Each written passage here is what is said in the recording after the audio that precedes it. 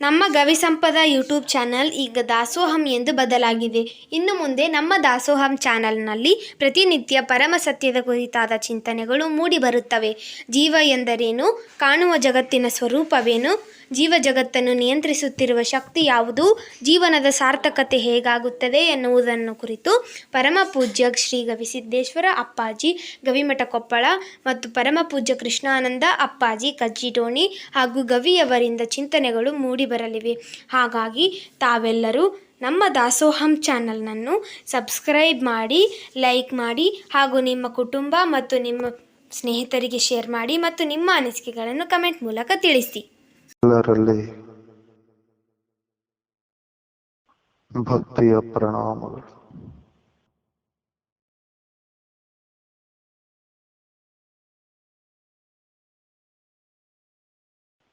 ಒಂದು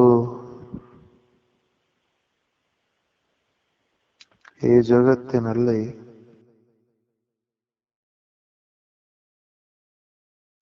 ಕರ್ಮ ಘಟಿಸಬೇಕಾಗಿತ್ತು ಅಂದ್ರೆ ಆ ಕರ್ಮಕ್ಕ ಒಂದು ವಸ್ತು ಬೇಕು.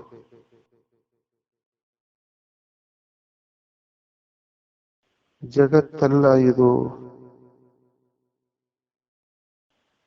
ಕಾಣುವಂತಹ ಎಲ್ಲದೂ ಕೂಡ ಕರ್ಮಗಳ ಕಾರ್ಯ. ಇದು ಕರ್ಮಗಳಿಂದ ತುಂಬಿದೆ, ಕರ್ಮಗಳಿಂದ ಶೃಂಗರಿಸಲ್ಪಟ್ಟದೆ. ಇಂಥ ಕರ್ಮಗಳು, ಇಂತಹ ಕರ್ಮಕ್ಕ ಇಂತಹ ಕರ್ಮ ಅದು ನಡಿಬೇಕಾಗಿತ್ತು ಅಂದ್ರ ಅದು ದೇಹವನ್ನ ಅವಲಂಬಿಸಿ ಬದುಕ್ತದೆ. ದೇಹ ಇರದೇ ಇದ್ರ ಕರ್ಮ ಇಲ್ಲ.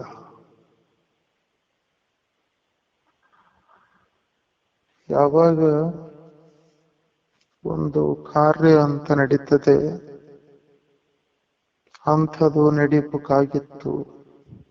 ಅಂಥ ಕಾರ್ಯಗಳು ಈ ಜಗತ್ತಿನಲ್ಲಿ ಮೇಳೈಸಿ ಜಗತ್ತನ್ನ ಶೃಂಗರಿಸಬೇಕಾಗಿತ್ತು ಅಂದ್ರ ಒಂದು ದೇಹ ಬೇಕು. ಒಟ್ಟಾರೆಯಾಗಿ ಏನು ಕಾರ್ಯ ಐತಿ ಆ ಕಾರ್ಯಕ್ಕ ಒಂದು ದೇಹ ಅಂತೂ ಅತ್ಯವಶ್ಯ.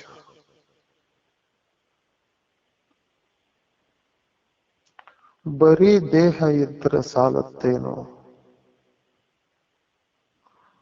ಮತ್ತೆ ಸತ್ತಣವೂ ಕೂಡ ಒಂದು ಕಾರ್ಯವನ್ನ ಮಾಡಬೇಕಾಗಿತ್ತಲ್ಲ ದೇಹ ಇದ್ದಿದ್ರ.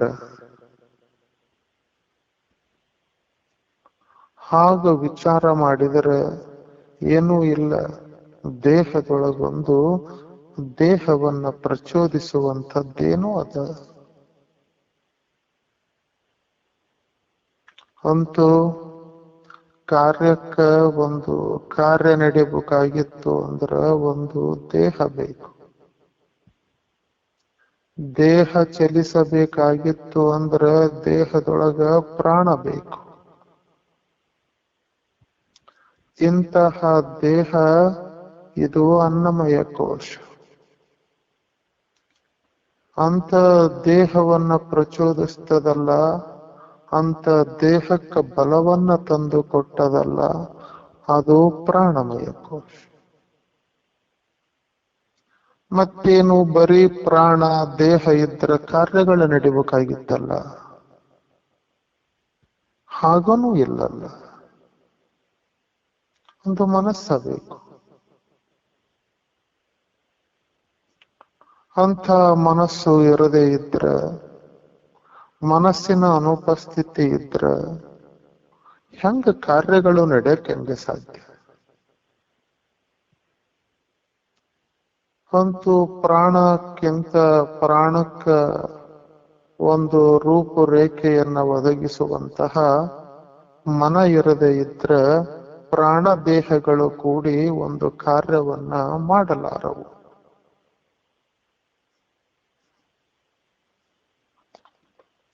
ಹಂಗ ವಿಚಾರ ಮಾಡಿಕೊಂತ ಹೊಂಟ್ರ ಬರೀ ಮನ ಇತ್ತು ಅಂದ್ರ ಬರೀ ಮನಮಯ ಕೋಶವನ್ನ ನಾವು ಸುಮಾರು ದಿನಗಳಿಂದ ನೋಡಿದೆಲ್ಲ. ಮನೋಮಯ ಕೋಶ ಪ್ರಾಣವನ್ನ ಪ್ರಚೋದಿಸ್ತದೆ, ಪ್ರಾಣ ಅನ್ನಮಯ ಕೋಶವನ್ನ ಪ್ರಚೋದಿಸ್ತದೆ, ಅನ್ನಮಯ ಕೋಶಗಳು ಅವುಗಳಿಂದ ಕಾರ್ಯಗಳು ಹೊಮ್ಮುತ್ತವೆ. ಕಾರ್ಯಗಳ ಒಂದು ಒಂದು ಗಂಟು ಈ ಬ್ರಹ್ಮಾಂಡ. ಎಲ್ಲವೂ ಕಾರ್ಯಗಳ ಮುಖಾಂತರನು ನಡೀತದಲ್ಲ. ನಾನು 100 ವರ್ಷಗಳ ಕಾಲ ಬದುಕಿದರೂ ಕಾರ್ಯಗಳಿಂದ ಈ ಆಯುಷ್ಯವನ್ನ ತುಂಬಿಸ್ತೇನೆ. ನಾ ಏನು ಮಾಡಿದರೂ ಕಾರ್ಯದಲ್ಲ.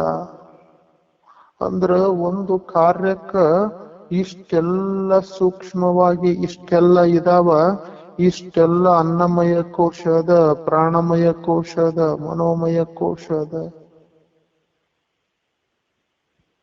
ಒಂದಕ್ಕೊಂದು ಪ್ರಚೋದಿಸ್ತಾ ಒಂದಕ್ಕೊಂದು ಸೂಕ್ಷ್ಮವಾಗಿ ಹಾಗ ಇವು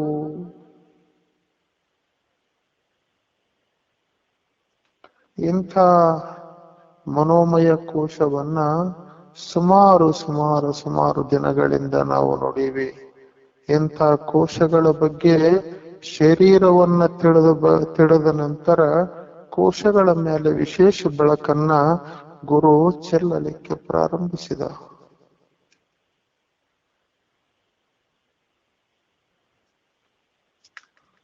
ಎಂದು ಬರೀ ಮನೋಮಯ ಕೋಶ ಇತ್ತು ಅಂದ್ರ ಏನಾಗಬಹುದು? ಮತ್ತು ಮನೋಮಯ ಕೋಶವನ್ನ ಪ್ರಚೋದಿಸ್ತಾ ಇರೋದು ಯಾವುದು?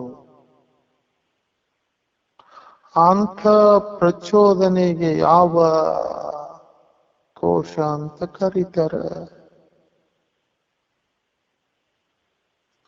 ಹೇಗ ಒಂದಿಷ್ಟು ಇದರ ಮ್ಯಾಗ ಎಲ್ಲ ಬೆಳಕ ಚೆಲ್ಲೋಣ. ಇಂಥ ಮನೋಮಯ ಕೋಶದ ಹಿಂದ ಬರೀ ಮನೋಮಯ ಕೋಶ ಅಂದ್ರ ಬರೀ ಆಸೆ ಪಡ್ತಾ ಹೋಗಿತ್ತು ಅಂದ್ರ ಬರೀ ಆಸೆ ಪಟ್ಟು ನನಗೊಂದು ಮನಿ ಬೇಕಂತ ಇಷ್ಟ ಆಸೆ ಪಟ್ಟು ಇಷ್ಟೇ ಕೆಲಸ ಮಾಡ್ತಾ ಹೋಗಿದ್ದ ಅಂತಂದ್ರ ಇಂತಹ ಸುಂದರವಾದ ಮನೆ ನಿರ್ಮಾಣ ಆಗ್ತಾ ಇದ್ದಿಲ್ಲ. ಮನಸ್ಸಿಗೆ ಆಸೆ ಪಡೋದು ಗೊತ್ತು, ಮನಸ್ಸಿಗೆ ಸಂಕಲ್ಪ ಮಾಡೋದು ಗೊತ್ತು. ಆದ್ರೆ ಅಂಥ ಮನಸ್ಸಿಗೆ ಇಂಥದನ್ನೇ ಮಾಡಬೇಕು, ಹೀಗ ಮಾಡಿದ್ರೆ ಇದೇ ಮುಂದೆ ಉಪಯೋಗಕ್ಕೆ ಬರೋದು ಅನ್ನುವ ಅಷ್ಟು ವಿಶಿಷ್ಟವಾದ ಜ್ಞಾನ ಇಲ್ಲ. ಮನೋಮಯ ಕೋಶದಲ್ಲಿ ಬರೀ ಆಸೆ ನಡೀತದೆ. ಬರೀ ಮನೋಮಯ ಕೋಶ ಇದ್ರೆ ಮನೋಮಯ ಕೋಶದಂತೆಯೇ ವರ್ತನೆಗಳು ಪ್ರಾರಂಭ ಆಗಿ ಬಿಟ್ರ, ಕಾರ್ಯಗಳು ಜಗತ್ತಿನೊಳಗೆ ನಡೆದವು ಅಂದ್ರ ಆ ಕಾರ್ಯಗಳು ಅವು ಒಂದು ರೀತಿ ಅವು ಮೌಲ್ಯವನ್ನ ಕಳೀತವೆ. ಒಂದು ಮನೆಯ ಅಪೇಕ್ಷೆ ಪಟ್ಟ ಅಂದ್ರ ಮನೆಯಲ್ಲಿ ಕಟ್ಟಬೇಕು, ಹೇಗೆ ಕಟ್ಟಬೇಕು, ನನ್ನ ಅವಶ್ಯಕತೆ ಏನು, ನನ್ನ ಹತ್ರ ದುಡ್ಡು ಎಷ್ಟದ, ಎಂಥದ ಕಟ್ಟಬೇಕು, ಎಲ್ಲೆಲ್ಲೇ ಅದಕ್ಕ ಸಾಮಾನುಗಳನ್ನ ಖರೀದಿ ಮಾಡಬೇಕು, ಎಲ್ಲೇ ಹೋದ್ರ ಅವು ಒಂದಿಷ್ಟು ಸಸ್ತಾ ಸಿಗ್ತಾವ, ಎಲ್ಲೇ ತುಟ್ಟಿ ಆಗ್ತಾವ, ಅದರ ಗುಣಮಟ್ಟ ಹೇಗಿರ್ತದೆ. ಮನೆ ಅಂದ್ರ ಮನೆಯೊಳಗ ಇಷ್ಟೆಲ್ಲ ಒಂದು ಅಂಶಗಳು ಅಡಕಾಗ್ಯಾವ. ಇಷ್ಟೆಲ್ಲ ಅಂಶಗಳಿಗೆ ಅಂದ್ರ ಇಷ್ಟೆಲ್ಲ ಅಂಶಗಳನ್ನ ಪರಿಶೀಲನೆ ಮಾಡಿ ನಿರ್ಣಯ ತಗೊಳ್ಳೋದು ಯಾವುದು ಅಂದ್ರೆ ಮನೋಮಯ ಕೋಶವನ್ನ ಪ್ರಚೋದಿಸುವಂಥದ್ದು ಯಾವುದು? ಏನು ಮರಿ ಮನೆ ಇತ್ತು, ಅದು ಏನು ಎಲ್ಲವನ್ನ ಅಪೇಕ್ಷೆ ಪಟ್ಟು ಆ ಮನಸ್ಸು ಅಂದ್ರೆ ಅವೆಲ್ಲವೂ ಈಡೇರಲಿಕ್ಕಾಗ್ತದೆ. ಏನಾದರೂ ಒಂದು ಬೇಕಲ್ಲ. ಹಿಂಗ ಒಟ್ಟಾರೆಯಾಗಿ ಅಪೇಕ್ಷೆಯನ್ನ ಪಡೋದು ಮನಸ್ಸು, ಸಂಕಲ್ಪವನ್ನ ಮಾಡೋದು ಮನಸ್ಸು, ಹಿಂಗ ಅಭಿಮಾನ ಮಾಡೋದು ಮನಸ್ಸು, ಎಲ್ಲವನ್ನು ಮನಸ್ಸು ಮಾಡಿದರೂ ಕೂಡ ಅಂಥ ಮನಸ್ಸಿಗೆ ಹಿಂಗ ಇಂತೆಲ್ಲ ಒಂದು ಬುದ್ಧಿಯ ವಿಚಾರಗಳು, ಇಷ್ಟೆಲ್ಲ ಶಾಣೆತನ, ಇಷ್ಟೆಲ್ಲ ಒಂದು ಸಂಶೋಧನೆ ಮನಸ್ಸಿಗೆ ಮಾಡಲಿಕ್ಕಾಗೋದಿಲ್ಲ. ಅದಕ್ಕ ಏನಾದರೂ ಒಂದು ಹಿಂಗ ಮನೆ ಕಟ್ಟಿಸಿದ ಅಥವಾ ಸುಮ್ಮನೆ ಹೆಂಗೋ ಕಟ್ಟಿಸಿದ ಮನೆ ಅಂತಂದಾಗ ಯಾರೋ ಬಲ್ಲವರು ಬಂದ್ರ ಅವಾಗ ನೋಡು ಇಂಥ ಕಟ್ಟಿಗೆ ಮನೆಗೆ ಹಾಕ್ಸಬಾರ್ದಾಗಿತ್ತು ಅಂತಂದ್ರ ಅದು ನನಗೆ ಕ್ಷಣತನ ತಿಳಿಲಿಲ್ಲ ನೋಡ್ರಿ ಅಂತ. ಇಲ್ಲಿ ಮನೆ ಕಟ್ಟಿಸಬಾರ್ದಾಗಿತ್ತು ಅಂದ್ರ ಅದು ನನಗ್ ಒಳಿಲೇ ಇಲ್ಲ ನೋಡ್ರಿ ಅಂತ. ಮತ್ತೆ ತಾನ ಕಟ್ಟಿಸಿದ ಮನೆ ಅದು ತನ್ನ ಯೋಜನೆಗೆ ಅಥವಾ ಯೋಜನೆ ಇರದ ಸುಮ್ಮನೆ ಕಟ್ಟಿಸಿದ್ದ ಅಂದ್ರ ಮುಂದೆ ತನಗ ತೊಂದರೆ ಆಗ ಕಚ್ಚಿದಾಗ ಆತಂತಾನ ಇದು ನನಗ ಆ ಕಾಲಕ್ಕಿದು ಹೊಳಿಲೇ ಇಲ್ಲ. ಅಂದ್ರ ಯಾವುದೋ ಒಂದು ಮನಕ್ಕ ಬೆಳಕನ್ನ ಚೆಲ್ಲುವಂತಹ ಇನ್ನು ಯಾವುದೋ ಒಂದು ಇತ್ತು, ಅದು ಇರದ ಹಿಂಗ ಮಾಡಕ್ ಹೋಯ್ತು ಅಂದ್ರ ಕಾರ್ಯಗಳು ಅವು ಮುಂದ ಅನುಕೂಲಕ್ಕೆ ತಕ್ಕಂಗ ನಡೆಯೋದಿಲ್ಲ. ಅಂತೂ ಒಟ್ಟಾರೆಯಾಗಿ ಇಂಥ ಮನೋಮಯ ಕೋಶಕ್ಕೂ ಯಾವುದೋ ಒಂದು ಸೂಕ್ಷ್ಮವಾಗಿ ಕೆಲಸ ಮಾಡ್ತದೆ. ಇಂಥ ಮನೋಮಯ ಕೋಶವನ್ನ ಯಾವುದೋ ಒಂದು ಹೀಗ ಅದು ನಿರ್ದೇಶನ ನೀಡುತ್ತದೆ. ಅದು ನಿರ್ದೇಶನ ನೀಡದೆ ಇದ್ರೆ ಕಾರ್ಯಗಳು ತಮ್ಮ ಮೌಲ್ಯವನ್ನ ಕಳೆದುಕೊಳ್ತಾವ. ಮನೆ ಅಂದ್ರ ಸುಮ್ಮನೆ ಎಲ್ಲರ ಹೋಗಿ ಒಂದು ದೇವ್ರ ಮನೆ, ಒಂದು ಹಾಲ, ಒಂದು ಅಡಿಗೆ ಮನೆ ಇಷ್ಟ ಆದ್ರ ಮನೆ ಅಂತಲ್ಲ. ಮನೆಯ ಸೌಂದರ್ಯವನ್ನ ಹೆಚ್ಚಿಸಲಿಕ್ಕೆ ಇನ್ನೂ ಒಂದಿಷ್ಟು ಬೇಕಾಗ್ತವ. ಅಂಥ ಸೊಬಗನ್ನ ಬರೀ ಮನ ಒಂದು ನಿರ್ಮಾಣ ಮಾಡಾಕ ಸಾಧ್ಯ ಇಲ್ಲ. ಮನ ಬರೀ ನನಗ ಮನೆ ಬೇಕಂತ ಸಂಕಲ್ಪ ಮಾಡಬಹುದೇ ಹೊರತು ಅದಕ್ಕೆ ಇನ್ಯಾವುದೋ ಒಂದು ಬೇಕಾಗ್ತದ. ಅಂದ್ರ ಮನೋಮಯ ಕೋಶದ ಹಿಂದ ಮತ್ತು ಮನೋಮಯ ಕೋಶಕ್ಕಿಂತ ಸೂಕ್ಷ್ಮವಾಗಿ ಇನ್ನೊಂದು ಯಾವುದೋ ಒಂದು ಕೆಲಸ ಮಾಡ್ತದ. ಆ ಕಾರಣದಿಂದಾಗಿ ಅದು ಯಾವಾಗ ತನ್ನ ಪ್ರಭಾವವನ್ನ ಕಡಿಮೆ ಮಾಡಿಕೊಳ್ತೈತಲ್ಲ ಆವಾಗ ಕಾರ್ಯಗಳು ಎಡ್ರು ತೊಡ್ರಾಗ್ತವ. ಅಂತ ಪ್ರಚೋದನ ಮಾಡುವಂಥದ್ದಕ್ಕೆ ಏನಂತ ಕರೀತಾರ ಅಂದ್ರ ಅಂಥದಕ್ಕ ವಿಜ್ಞಾನಮಯ ಕೋಶ ಅಂತ ಕರೀತಾರೆ. ಅದು ಮನಸ್ಸಿನ ಹಿಂದ, ಮನಸ್ಸಿಗಿಂತ ಸೂಕ್ಷ್ಮ. ಇದೇ ಮನೋಮಯ ಕೋಶ ಹೆಂಗ ಅಂದ್ರ ಮನೋಮಯ ಕೋಶ ಮನಸ್ಸು ಮತ್ತು ಜ್ಞಾನೇಂದ್ರಿಯಗಳ ಮುಖಾಂತರ, ಈ ಜ್ಞಾನೇಂದ್ರಿಯಗಳು ಮನಸ್ಸು ಇವು ಇಷ್ಟು ಕೂಡಿ ಮನೋಮಯ ಕೋಶ ಅಂತ ಕರೀತಾರೆ.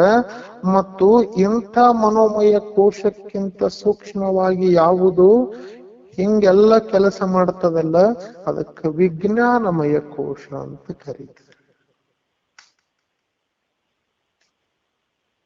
ಒಬ್ಬ ವೈದ್ಯ ಹಾಗ ಇನ್ನೂ ವಿಜ್ಞಾನಮಯ ಕೋಶದ ಸೂಕ್ಷ್ಮತೆಗಳು ಹೇಗಿರ್ತಾವ, ಇವತ್ತಿಷ್ಟೇ ನೋಡಾಕತ್ತೀವಿ. ಏನು ಅಂದ್ರು ಇಂಥ ಮನೋಮಯ ಕೋಶದ ಹಿಂದ ಹಿಂಗ ಸದಾಕಾಲ ಪ್ರಚೋದನ ಮಾಡ್ತಾ ಇರೋದು, ಕಾರ್ಯಗಳಿಗೆ ಒಂದು ಮಾರ್ಗವನ್ನ ನಿರ್ದೇಶನವನ್ನ ನೀಡ್ತಾ ಇರೋದು ಹಿಂಗ್ ಒಂದ್ ಇದೆಯಲ್ಲ, ಅದಕ್ಕ ವಿಜ್ಞಾನಮಯ ಕೋಶ ಅಂತ ಕರೀತಾರೆ.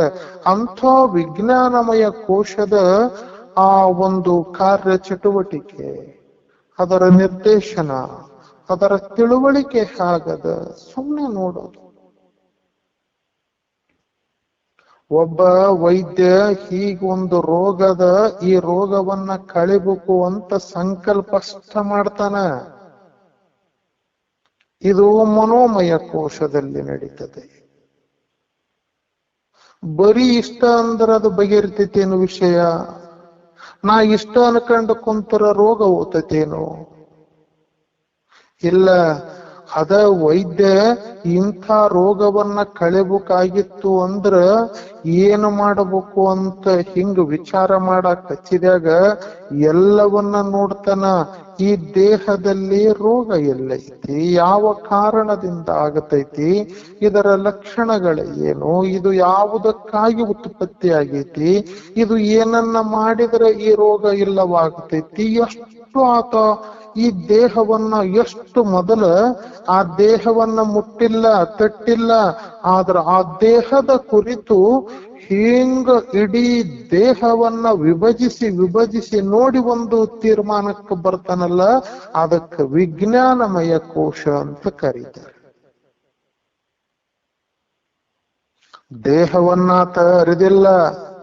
ವಿಜ್ಞಾನಮಯ ಕೋಶದಲ್ಲಿ ನಿಶ್ಚಯ ಆದ ನಂತರ ಕೊನೆಗೆ ದೇಹದ ಜೊತೆ ಅದಕ್ಕೆ ಪರಿಹಾರವನ್ನ ಮಾಡಲಿಕ್ಕೆ ಪ್ರಾರಂಭಿಸ್ತಾನಲ್ಲ ಹೊರತಾಗಿ ಮೊದಲು ಆ ದೇಹವನ್ನು ವಿಜ್ಞಾನಮಯ ಕೋಶದಿಂದ ಹಿಂಗ ವಿಭಜಿಸ್ತಾನ.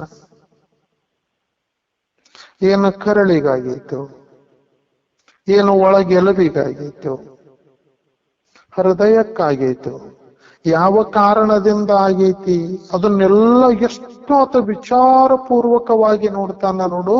ಅಂಥ ಪ್ರಕ್ರಿಯೆ, ಅಂತಹ ಕಾರ್ಯಚಟುವಟಿಕೆ ಮಾಡುವಂಥದ್ದು ಮನಸ್ಸಲ್ಲ, ಅಂಥ ಕಾರ್ಯಚಟುವಟಿಕೆ ಮಾಡುವಂಥದ್ದು ಬುದ್ಧಿ.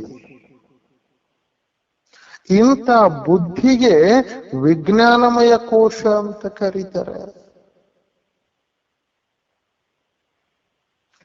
ಇಂಥ ಬುದ್ಧಿ ಯಾವಾಗ ಯಾರಲ್ಲಿ ಆ ವಿಜ್ಞಾನಮಯ ಕೋಶದ ಒಂದು ಪ್ರಕಾಶತೆ ಹೆಚ್ಚಿರುತ್ತದ, ಆತ ಸಂಶೋಧನಾ ಮಾಡ್ತಾನ, ಸಂಶೋಧನಾ ಕ್ಷೇತ್ರವನ್ನ ಆಯ್ಕೆ ಮಾಡಿಕೊಂತಾನ. ಆ ಕ್ಷೇತ್ರದಲ್ಲಿ ವಿಪರೀತವಾದ ಅಸಾಧ್ಯ ಅನ್ನಿಸುವಂತಹ ಕಾರ್ಯಗಳನ್ನ ಕಂಡಿಡಿತಾನ, ಅಂಥ ಕಾರ್ಯಗಳನ್ನ ಮಾಡ್ತಾನ. ಹ್ಯಾಂಗ ಸುಮ್ಮನೆ ಒಂದು ಜಲಪಾತದಿಂದ ಕೆಳಗ ಹರಿಯುವ ನೀರನ್ನ ನೋಡಿ ಹೇಗ ವಿದ್ಯುತ್ತಿನ ಕಲ್ಪನೆ ಬಂತು? ಇದು ಮನದಲ್ಲಿ ನಡೆದದ್ದಲ್ಲ, ವಿಜ್ಞಾನಮಯ ಕೋಶದಲ್ಲಿ ನಡೆದದ್ದು. ಬೆಳಕ ಬೇಕು ಅಂತ ಅನ್ಕಂಡದ್ದು ಅಷ್ಟೇ ಮನಸ್ಸು. ನನಗ ಬೆಳಕಿದ್ದಿದ್ರೆ ಚಲೋ ಆಗತ್ತಂತ ಮನಸ್ಸು ಅನ್ಕಂತಷ್ಟ. ಆದ್ರ ಅಂಥ ಬೆಳಕ ಎಲ್ಲಿ ಹೆಂಗ ಕಂಡಿಡಿಬೇಕು, ಅಂತ ಬೆಳಕಿನಿಂದ ವಿದ್ಯುತ್ ಹೇಗೆ, ಆ ವಿದ್ಯುತ್ ಉತ್ಪತ್ತಿಗೆ ಯಾಗ ಎಲ್ಲಿ ಯಾವ ಕಾರ್ಯದಲ್ಲಿ ಯಾವ ಸ್ಥಳದಲ್ಲಿ ಅದು ಸಿಗುತ್ತದ ಅಂತ ಹಿಂಗ ನೋಡಿ ಅದರ ಕುರಿತು ಸಂಶೋಧನಾ ಮಾಡಿ ಅದನ್ನ ಕಾರ್ಯರೂಪಕ್ಕೆ ಇಳಿಸಿದ್ದು ಬುದ್ಧಿ.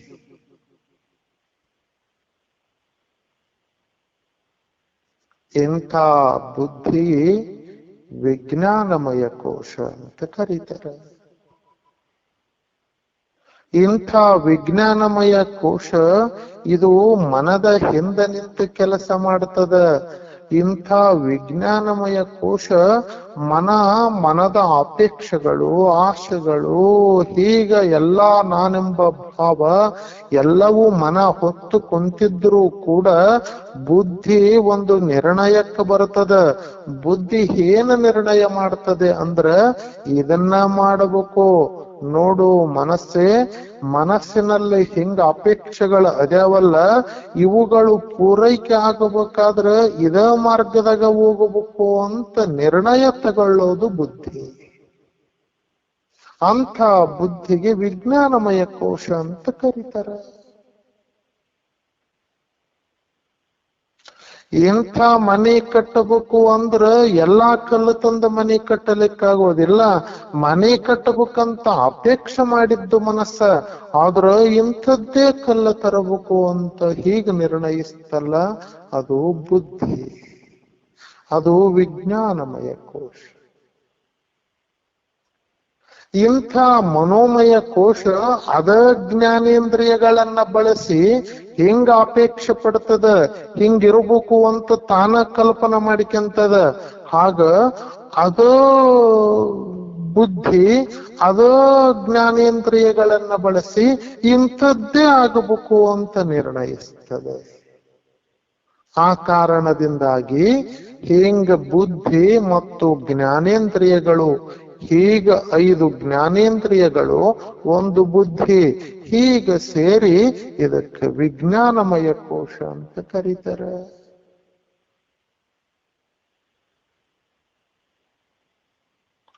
ನೋಡಿದ್ದು ಮನ ನೋಡಿದ್ದು ಕೂಡ ಇದ ಜ್ಞಾನೇಂದ್ರಿಯಗಳ ಮುಖಾಂತರ ಮನ ನೋಡ್ತದೆ. ಆದ್ರೆ ಮನ ಹಿಂಗ ಸಂಶೋಧನ ಮಾಡೋದಿಲ್ಲ. ಈಗ ಒಂದು ರೋಗಿಯನ್ನ ಹಿಂಗ ನೋಡ್ತಾನಲ್ಲ, ಹಿಂಗ ನೋಡಿದ್ದು ಕೂಡ ಮನ ನೋಡಬೇಕು ಅನ್ನೋ ಅಪೇಕ್ಷದ, ರೋಗ ಕಳಿಬೇಕು ಅನ್ನೋ ಅಪೇಕ್ಷದ, ಆಸೆ ಅದ. ಇಂಥ ಆಸೆ ವೈದ್ಯನಿಗೆ ಹುಟ್ಟೋದು ಮನೋಮಯ ಕೋಶದಲ್ಲಿ. ಆದ್ರೆ ತದನಂತರ ಅದ ಮನಸ್ಸನ್ನ ಹಿಂಗ ಸರಿಸಿ ರೋಗಿ ಹಿಂಗ ತನ್ನ ರೋಗವನ್ನ ಹೇಳೋ ಹೊತ್ನ್ಯಾಗ ವೈದ್ಯ ಆತ ಅದ ಸ್ಥಾನಕ್ಕೆ ಬುದ್ಧಿಯನ್ನ ತಗೊಂಡು ಅದ ಕಣ್ಣಿನಿಂದ ಅದನ್ನ ನೋಡ್ತಾ, ಅದ ಕಿವಿಯಿಂದ ಕೇಳ್ತಾ, ಅಲ್ಲೇ ವಿಜ್ಞಾನಮಯ ಕೋಶ ಬಂದು ಹಿಂಗ ಪ್ರತಿಷ್ಠಾಪಿಸಲ್ಪಟ್ಟಿರ್ತದಲ್ಲ. ಯಾಕಂದ್ರ ವಿಜ್ಞಾನಮಯ ಕೋಶದ ಮೂಲ ಗುಣ ಸಂಶೋಧನೆ. ವಿಭಜಿಸಿ ನೋಡುವ ಜ್ಞಾನ, ಎಲ್ಲಿ ಏನದ, ಅದು ಹೇಗ ಪರಿಹಾರ ಆಗ್ತದ, ಹೇಗ ಕಂಡಿಡಿಬಹುದು, ಇವು ಎಲ್ಲವೂ ಕೂಡ ವಿಸ್ತಾರಗೊಂಡದ್ದು, ಅಭಿವೃದ್ಧಿಗೊಂಡಿದ್ದು ವಿಜ್ಞಾನಮಯ ಕೋಶದ ಕಾರಣಕ್ಕಾಗಿ. ಎಲ್ಲೋ ಕುಂತು ಮಾತಾಡೋದು, ಎಲ್ಲೋ ಕುಂತು ಕೇಳುವಂತಹ ಈ ಕಾರ್ಯ ನಡೀತಿತ್ತು ಅಂದ್ರ ಇದು ವಿಜ್ಞಾನಮಯ ಕೋಶದ ಬುದ್ಧಿಯ ಕಾರ್ಯ. ಇದು ಮನ ಅಪೇಕ್ಷೆ ಪಟ್ಟಿತ್ತು ಅಷ್ಟ. ಆದ್ರ ಹೇಗ ಅದನ್ನ ಸಾಧಿಸಬಹುದು ಅಂತ ಬುದ್ಧಿ ನಿರ್ಣಯಿಸ್ತು. ಅಂದ್ರ ಒಟ್ಟಾರೆಯಾಗಿ ಹೇಗ ವಿಜ್ಞಾನಮಯ ಕೋಶ, ವಿಜ್ಞಾನಮಯ ಕೋಶಕ್ಕಿಂತ ಸ್ಥೂಲವಾಗಿ ಮನೋಮಯ ಕೋಶ, ಮನೋಮಯ ಕೋಶಕ್ಕಿಂತ ಸ್ಥೂಲವಾಗಿ ಪ್ರಾಣಮಯ ಕೋಶ, ಪ್ರಾಣಮಯ ಕೋಶಕ್ಕಿಂತ ಸ್ಥೂಲವಾಗಿ ಅನ್ನಮಯ ಕೋಶ, ಅನ್ನಮಯ ಕೋಶಕ್ಕಿಂತ ಸ್ಥೂಲವಾದದ್ದು ಕರ್ಮಗಳು, ಕಾರ್ಯಗಳು.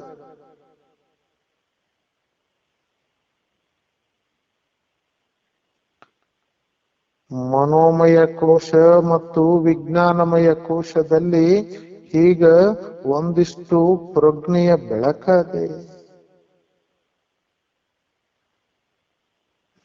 ಆಗ ಅಲ್ಲೊಂದಿಷ್ಟು ಅರಿವದೆ, ಅಲ್ಲೊಂದಿಷ್ಟು ಬೆಳಕಿನ ಪ್ರಮಾಣ ಜಾಸ್ತಿ ಅದೆ.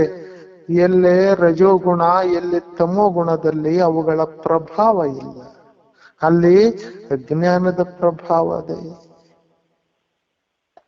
ಎಲ್ಲಿ ಯಾವಾಗ ಹಿಂಗ ಹಿಂದಕ್ಕೆ ಹೋಗ್ತಾ ಹೋಗ್ತಾ ಸೂಕ್ಷ್ಮವಾಗಿ ಒಂದಕ್ಕಿಂತ ಸೂಕ್ಷ್ಮವಾದದ್ದೇನು ಬರ್ತದೆ ಬಂದಂಗಲ್ಲ, ಅಲ್ಲೇ ಆತ್ಮದ ಬೆಳಕು ಹೆಚ್ಚು ಪ್ರಕಾಶಿಸಲ್ಪಡ್ತದೆ.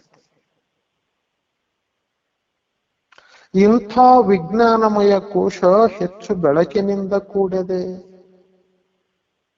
ಆ ಕಾರಣಕ್ಕಾಗಿ ವಿಜ್ಞಾನಮಯ ಕೋಶ ಅದು ಹೀಗ ಅದು ಇರದೇ ಇದ್ರೆ ಕಾರ್ಯಗಳ ಒಂದು ಸಂಪೂರ್ಣತೆ ಆಗುವ ಸಂಭವ ಕಡಿಮೆ, ಅಥವಾ ಅನಾನುಕೂಲಕರ ಕಾರ್ಯಗಳು ನಡೀತವ.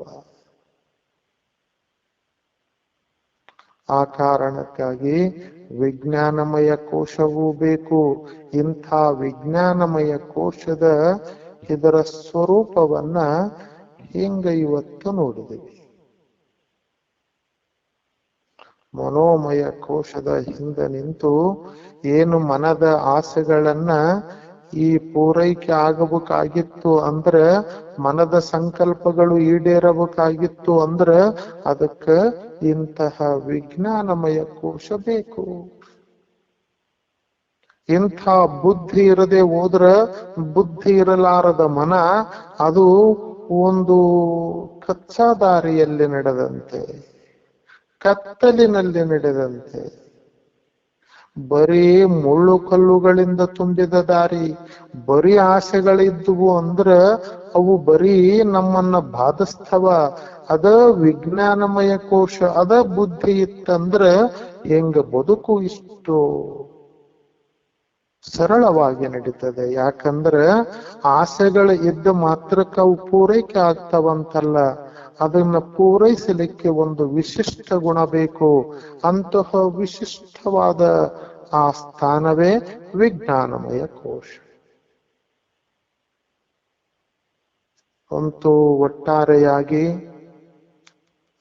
ಮನೋಮಯ ಕೋಶದಕ್ಕಿಂತ ಮತ್ತು ಮನೋಮಯ ಕೋಶವನ್ನ ಪ್ರಚೋದಿಸುತ್ತಿರುವ ಯಾವುದೋ ಒಂದು ಐತಿ ಅಂತ ಅನುಮಾನ ಪಟ್ಟು ಅದನ್ನ ವಿಜ್ಞಾನಮಯ ಕೋಶ ಅದು ಅಂತ ನಿರ್ಣಯಿಸಿ, ಮತ್ತೆ ವಿಜ್ಞಾನಮಯ ಕೋಶದ ಒಂದು ಕಾರ್ಯ ಚಟುವಟಿಕೆ ಏನು, ಅದರಿಂದಾಗುವ ಲಾಭ ಏನು, ಹಾಗ ಜೀವಿ ವಿಜ್ಞಾನಮಯ ಕೋಶದಿಂದ ಹಿಂಗೆಲ್ಲ ಭೌತಿಕ ವ್ಯವಹಾರಗಳನ್ನ ಮಾಡ್ತಾನ ಅನ್ನುವುದನ್ನ ನಾವು ಇಷ್ಟೊತ್ತಿನ ತನ ನೋಡಿದ್ವಿ. ಇಂಥ ವಿಜ್ಞಾನಮಯ ಕೋಶ, ಇಂಥ ವಿಜ್ಞಾನಮಯ ಕೋಶ ಅಂದ್ರೆ ಏನು, ಇಂತಹ ವಿಜ್ಞಾನಮಯ ಕೋಶದ ಕಾರ್ಯ ಹೇಗೆ ಮತ್ತು ಮನೋಮಯ ಕೋಶಕ್ಕಿಂತ ಹೇಗದು ಸೂಕ್ಷ್ಮದೆ ಅನ್ನುವುದನ್ನ ಇಂದು ನೋಡಿವಿ. ಶಿಷ್ಯ ಕೇಳ್ತಾನ, ಇನ್ನೂ ಸ್ವಲ್ಪ ವಿಜ್ಞಾನಮಯ ಕೋಶದಲ್ಲಿ ಹಾಗ ಅದು ಹೇಗಷ್ಟು ಪ್ರಜ್ಞೆಯಿಂದ ಕೂಡ್ತದಲ್ಲ, ಅದು ಇನ್ನೂ ಅದರ ಸ್ವರೂಪ ಏನದ ಸ್ವಲ್ಪ ಹೇಳ್ರಿ ಅಂತ ಶಿಷ್ಯ ಪ್ರಶ್ನೆ ಮಾಡ್ತಾನ. ಗುರು ಉತ್ತರ ಹೇಳ್ತಾನ. ನಾಳೆ ತಮಗೆಲ್ಲ ನಮಸ್ಕಾರ.